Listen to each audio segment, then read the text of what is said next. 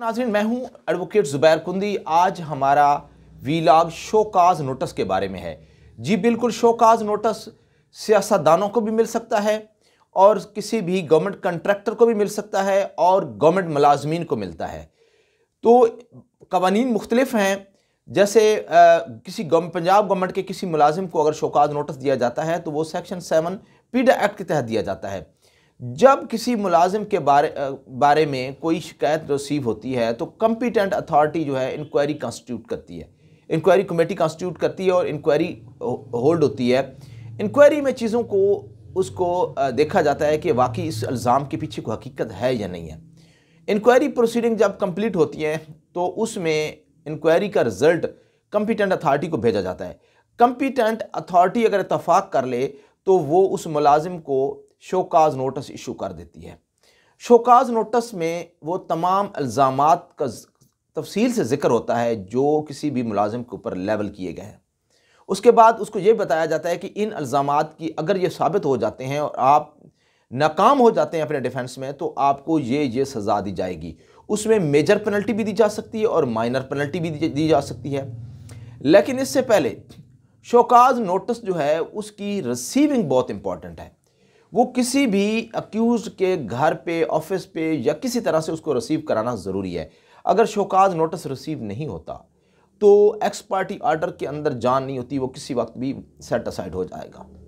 क्योंकि x party proceeding जो है वो अगर शोकाज नोटिस इस तरह के प्रूव नहीं कर सकता तो वो शोकाज नोटिस के अगेंस्ट जो प्रोसीडिंग होगी वो सेट असाइड हो जाएगी।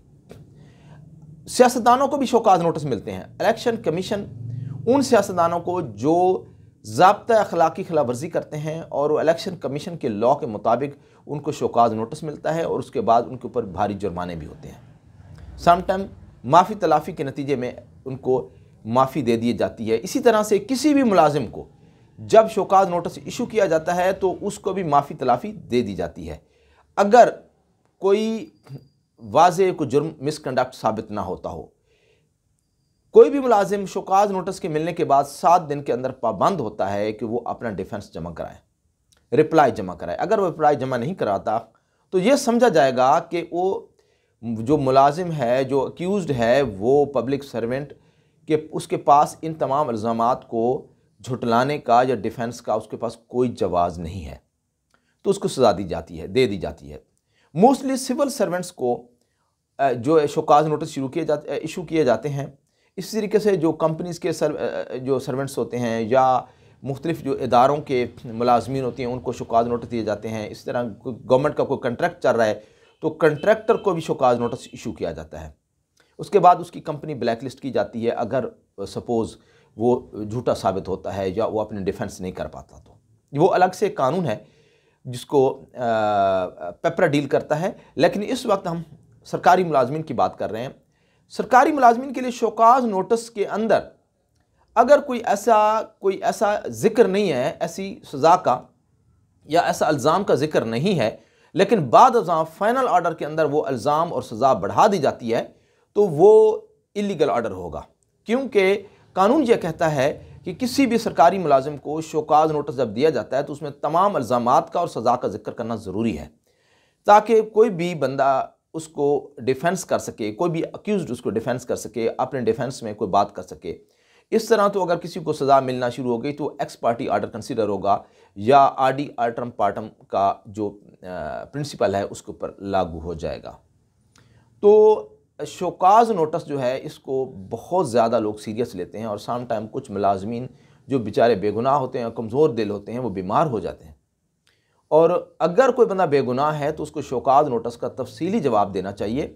ऐसी कोई बात नहीं, अगर आप जवाब सही देंगे और आपका साबित हो जाता है कि वो आपके अगेंस्ट झूठ और फ्रॉड और मेलाफाइडी पे मबनी प्रोसीडिंग्स हैं तो वो क्वैश हो जाएंगी, ख़त्म हो जाएंगी।